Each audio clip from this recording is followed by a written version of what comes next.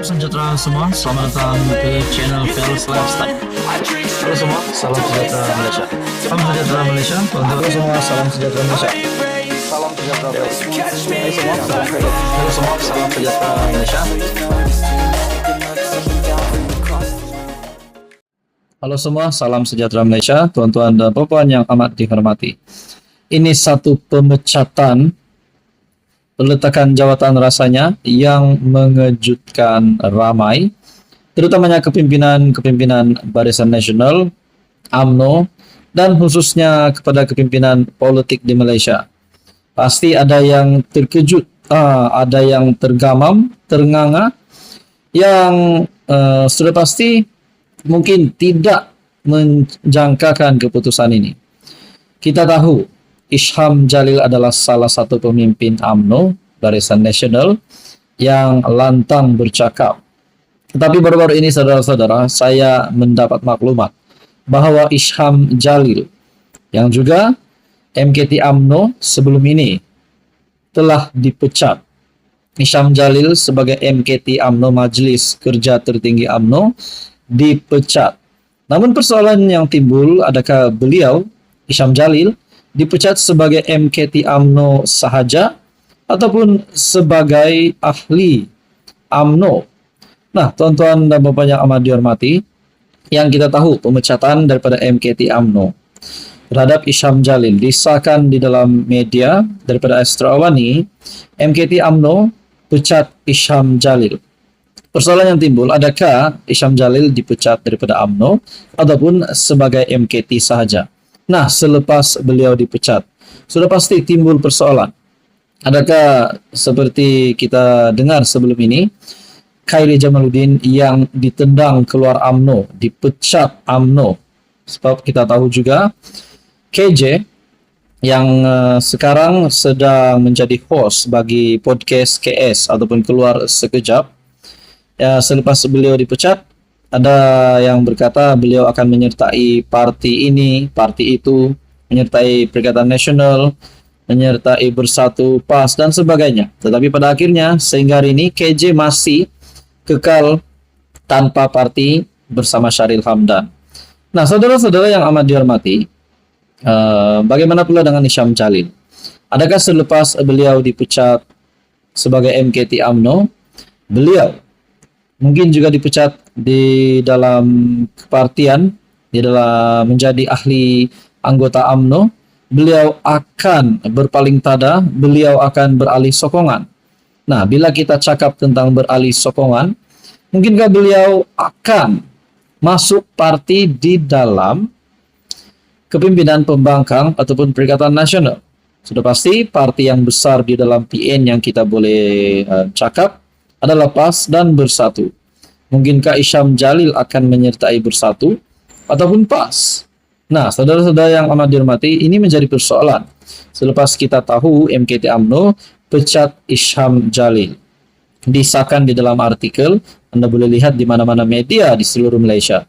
Nah, berkaitan dengan KJ dan Sharil Hamdan pula, kita cakap berkaitan dengan status Khairi Jamaluddin yang tanpa parti hari ini. Adakah beliau juga tidak lama lagi, mungkinkah persediaan sebelum PRU 16, beliau akan menyertai mana-mana parti di dalam Perikatan Nasional? Kalau kita nak kata KJ masuk PKR, kan bersama-sama PH. Nah, PH dan Barisan Nasional adalah sekutu di dalam Kerajaan Perpaduan. Nah, jadi KJ rasanya boleh menyertai mana-mana parti yang beliau selesa. Nah, saudara-saudara yang amat dihormati, pemecatan yang mengejutkan, MKT UMNO pecat Isham Jalil, dan persoalan yang timbul adalah adakah Isham Jalil boleh menyertai parti Bersatu ataupun PAS, dan mungkin juga Isham Jalil menyertai mana-mana parti di dalam kerajaan selain Barisan Nasional UMNO. Apa komen Anda, saudara-saudara, tuan-tuan dan puan yang amat dihormati? Sekian saja, teruskan bersama di dalam channel ini untuk info yang seterusnya. Hai, hello, salam sejahtera Malaysia. Selamat datang ke channel Fels Lifestyle. Nah, tuan-tuan dan puan yang amat saya hormati, selepas kita mendengar kekalahan di Kemaman bagi Barisan Nasional, sudah pasti timbul banyak spekulasi. Salah satunya, mungkin ada yang menyebut Zahid Hamidi tidak layak untuk menjadi pengurus Barisan Nasional, tidak layak untuk menjadi Presiden UMNO.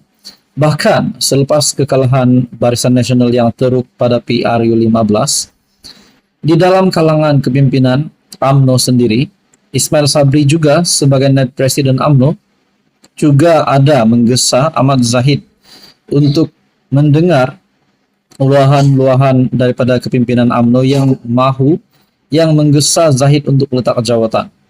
Nah, teman-teman, selepas kekalahan Barisan Nasional untuk pilihan raya kecil Kemaman, Muhyiddin Yassin juga membuat kenyataan bahwa terdapat tren peralihan undi daripada penyokong-penyokong Barisan Nasional kepada parti PAS, khususnya kita bercakap tentang di pilihan raya kecil Kemaman.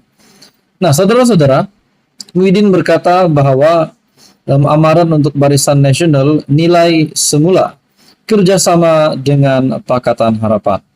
Nah, adakah kemenangan PAS di pilihan raya kecil Kemaman baru-baru ini akan membuka semula satu gerakan ataupun satu tujuan baru bagi pembentukan kerajaan yang baru, ataupun kita boleh kata menggulingkan kerajaan yang ada hari ini?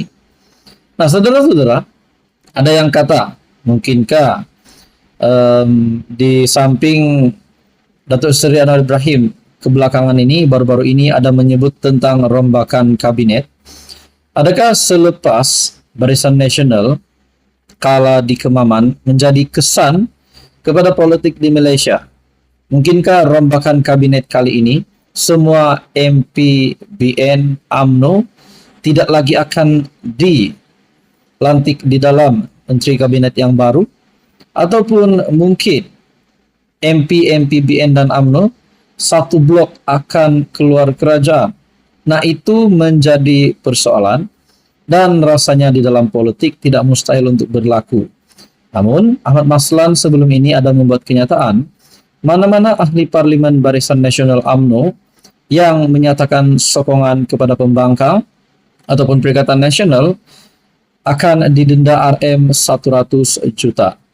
Nah, mungkin tidak ada MP UMNO dan BN akan berani melakukan ataupun beralih sokongan. Tetapi kalau satu blok terus keluar, rasanya itu mungkin boleh.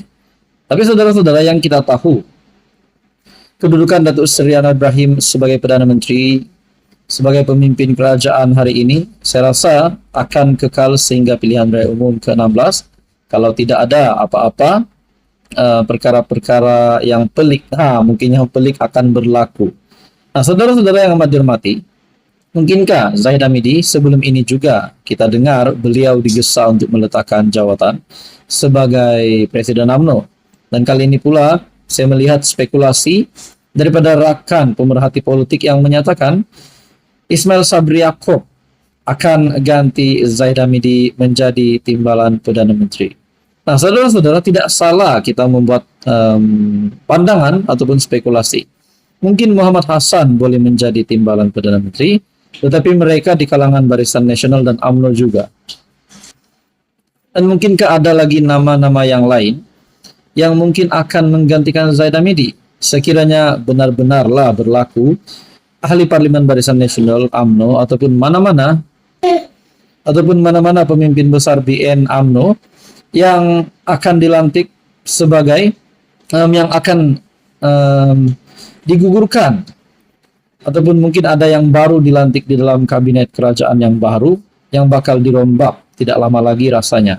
Nah, saudara-saudara, persoalan berkenaan dengan Ismail Sabri Yaakob menjadi timbalan Perdana Menteri, adakah itu relevan? Selepas beliau sebelum ini, mungkin dalam sejarah Malaysia menjadi Perdana Menteri paling singkat.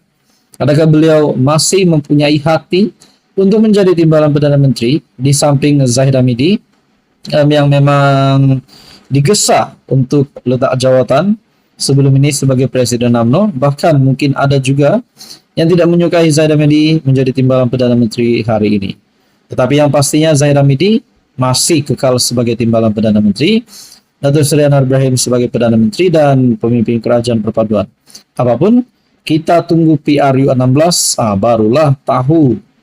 Nak guling kerajaan, disitulah berhempas pulas pada PRU 16. Tetapi kalau kemenangan masih berpihak kepada Pakatan Harapan, mungkinkah kerajaan perpaduan akan diteruskan? Nah, saudara-saudara, tuan-tuan dan puan, apa komen Anda? Teruskan bersama di dalam channel ini untuk info yang seterusnya.